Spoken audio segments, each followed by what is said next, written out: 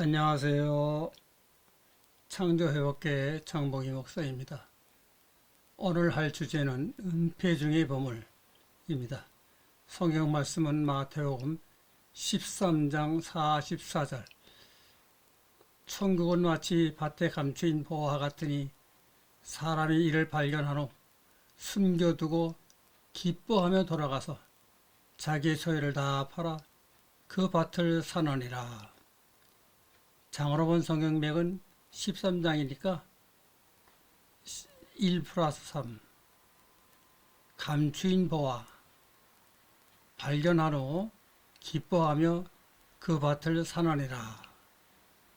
오늘 본문을 보면은 어떤 사람이 밭에서 보화를 발견하고 숨겨두었다가 라고 했는데, 보물을 발견했더라면 가져가면 될 것이지 숨겨둘 필요가 뭐 있겠습니까? 앞뒤가 안 맞는 소리입니다. 이것도 번역이 잘못됐죠.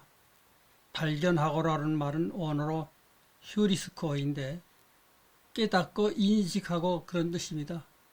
그러므로 이 밭 가운데 보물이 있다는 것을 인식했다는 말이죠. 어느 장소에 있는지는 모릅니다. 다음에 보물이 있는 것을 발견해서 덮어두었다 했는데, 여기서도 덮어두었다가 아니고 비밀에 붙이고 오란 뜻이죠. 그러니까 저 밭에 보물이 있는 것을 인식하고, 그리고는 가서 이것을 비밀에 붙이고 은폐하고 떠드는 것이 아니라 비밀에 붙이고, 그리고 자기의 모든 재산을 팔아 그 밭을 샀다는 것입니다. 산 다음에는 어디에 보물이 있는지 파보아야 알 것입니다. 오늘날 성경은 모순투성이죠. 그 모순이 있는데 그것을 모르는 것이 이 세상입니다. 오늘 이 말씀도 그렇습니다. 저 밭에 보물이 있는 것을 분명히 압니다. 알고 있지만은 그 보물이 어디에 있는지는 확실히 모릅니다. 그러므로 그 보물을 찾아내려면 그 주변의 밭을 전부 사야 되는 것입니다. 산 다음에는 보물이 있다고 예상되는 지점부터 파야 합니다. 그래서 여기서 예수께서 말씀하시기를 가서 자기 있는 모든 것을 팔아 그 밭을 사기만 하는 것이 아니라 또한 파야 합니다. 그러면 최종적으로 자기가 원하는 보물을 발견하게 될 것입니다. 여기서 보물이라 하는 것은 무엇을 말하는가 하면은 예수를 가리킵니다. 예를 들면 예수를 발견한다 하는 것은 첫째로는 예수의 말씀을 발견하는 것이죠. 이 예수의 말씀이라 하는 것이 다른 데 없고 성경에 있습니다. 이 성경 가운데 예수의 말이 들어있는데 무성경입니다. 책 가운데 예수의 말씀이 들어있는 것 또한 사실이죠. 그러면 이 성경을 자기에게 있는 모든 재산을 다 팔아서라도, 모든 힘을 다해서라도 내 소유를 해야 됩니다. 이 성경을 알아야 된다. 모순이 있다면 그 모순을 알아야 합니다. 이것이 모순인 줄 모르면 예수를 알 길이 없습니다. 여기서 보물이 가령 진주라고 합시다. 진주가 흙 속에 묻혀 있다면 돌과 꼭 같습니다. 진주인지 돌인지 분간이 안 됩니다. 진주로 생각되는 것은 씻어보아야 진주인지 돌멩이인지 확실히 구분됩니다. 그런데 지금 온 세계가 예수를 모릅니다. 과거 2000년 전에도 그랬고 오늘날도 예수를 모릅니다. 그 말은 무슨 말인가 하면 예수를 하나의 돌로 알고 있다. 진주가 땅속에 흙이 묻으면 돌처럼 보입니다. 그러니까 그 진주를 진주로 발견 못하고 있습니다. 돌로 여기고 있죠. 다시 말하면 이 성경책이 굉장히 많이 팔리고 사람들이 아이고 어른이고 성경책을 들고 교회를 가는 것을 봅니다. 그러나 오늘날 온 세계는 아직까지 예수를 모르고 있습니다. 예수가 누구인지 모르고 있습니다. 여기서 보물을 찾기 위해 모든 것을 다 팔아서 밭을 사는 정도의 정성이 있는 사람은 마치 어떤 사람인가 하면 불교를 창설한 석가모니 같은 사람이죠. 그는 왕자로 태어났지만은 왕이 될 수 있는 길을 버리고 인생이란 문제를 기명하기 위해서 일생을 돌아다닌 것입니다. 목탁을 두드리며 빌어먹으면서 연구하고 명상을 했습니다. 이제 본문에서 나온 이 사람은 어떤 사람인가 하면은 진리를 찾으려고 많이 노력하고 헤매다가 마지막에 한 환경을 발견을 했습니다. 무엇인가 하면은 저 밭에 진주가 들어있다. 그러면 이제 파헤쳐야 할 텐데 그렇게 하려면은 그 밭을 자기의 소유로 만든 길밖에 없습니다. 그래서 자기의 전 재산을 팔아 그 밭을 사는 길밖에 없고 그 다음에 내 소유가 됐으므로 밭을 파서 마침내 진리를 얻는 겁니다. 여러분, 진주를 깨닫는다, 천국에 간다 한다는 것은 먼저 예수를 발견하는 것이죠. 예수를 찾아야만 천국에 가는 것이 가능하죠.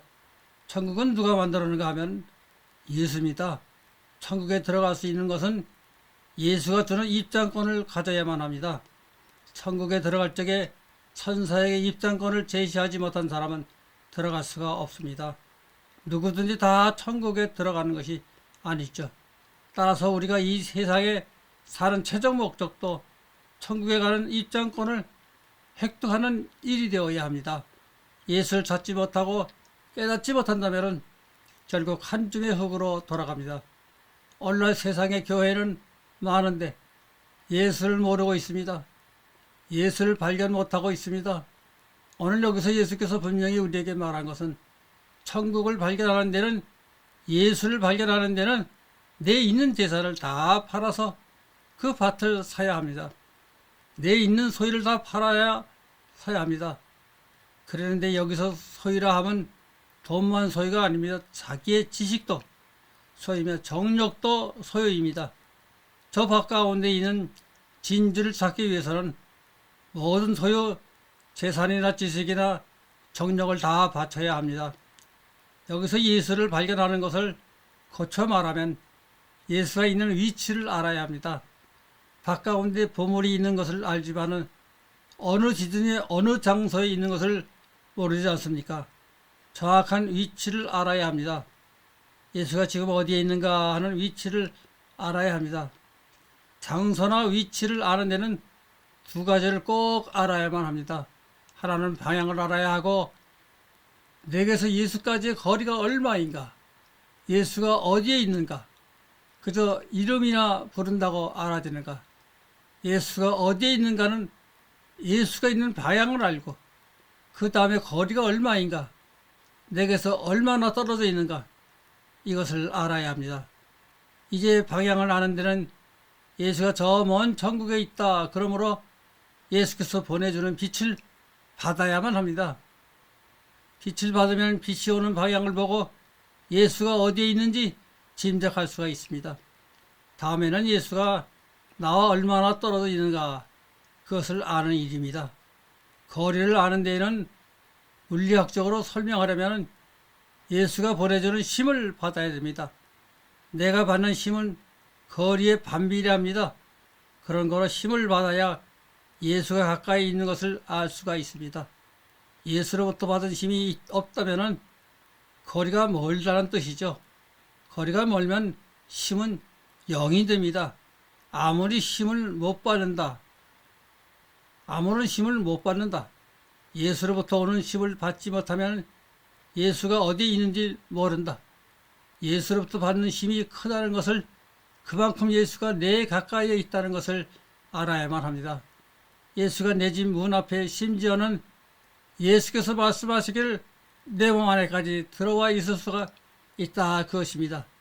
예수가 어디에 있는가, 그 위치를 알기 위해서는 예수께로부터 오는 빛을 받아야 할 것이고 예수가 보내주는 힘을 받아야 합니다. 무슨 힘인가? 예수가 보내주는 힘을 받아야만 합니다. 예수가 우리에게 상징적으로 말하기를 너희는 이 산을 움직여서 저 바다에 들어가라 해도 그렇게 될 것입니다. 이것은 무엇을 말하는가? 바꿔 말하면 힘을 말합니다. 우리가 예수를 아는 데는 첫째로 빛을 받아야 하고, 둘째는 힘을 받아야 된다. 하지만은 게으르면 안 됩니다. 예수께서 보내준 힘을 느낍니다. 그것이 내가 끊임없이 성경책을 보고 연구하고 하는 노력 때문인 것입니다. 그러나 노력만 가지고도 안 됩니다. 최종에 가서는 결단이 있어야만 합니다. 위험하더라도 결단이 필요합니다.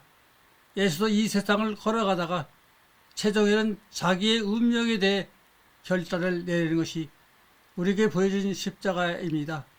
경우에 따라서는 우리도 결단성을 가져야 합니다. 결단을 할 시기에 가서 그만 퇴보를 하고 물러서는 그런 비겁한 존재가 되지 말아야 됩니다. 아멘.